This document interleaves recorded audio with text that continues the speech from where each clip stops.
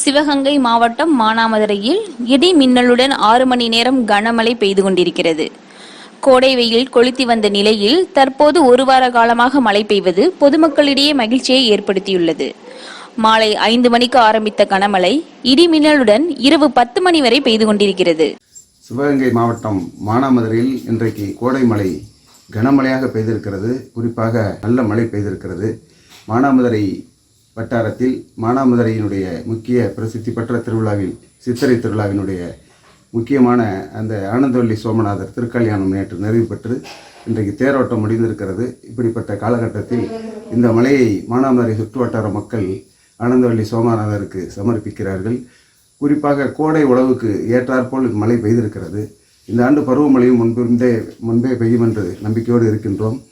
மிகவும் மகிழ்ச்சியான மானாமதுரை சித்திரை திருவிழாவின் போது நல்ல மழை இன்றைக்கு பெய்து பொதுமக்களையும் விவசாயிகளையும் மகிழ்ச்சியில் ஆழ்த்தியிருக்கிறது. இந்த கோடை மழையினால் கிட்டத்தட்ட 40 ஆண்டுகளுக்கு பிறகு நல்ல கனமழையினால் சிறிய கண்மாய்களான செய்களத்தூர் அருகே இருக்கக்கூடிய புளிச்சிக்குளம் சந்திரனேந்தல் கண்மாய்கள்லாம் முழு கொள்ளளவையும் எட்டி இன்னும் 2-3 தினங்களில் கலங்கு வெளியேறக்கூடிய அளவிற்கு நல்ல மழை பெய்திருக்கிறது. மகிழ்ச்சியாக இருக்கிறார்கள் விவசாயிகள். இந்த மழைக்கும் இந்த ஆனந்தவல்லி சோமநாதருக்கும் மானாமதுரை சுற்று வட்டார மக்கள் நன்றி தெரிவித்துக் கொள்கிறோம்.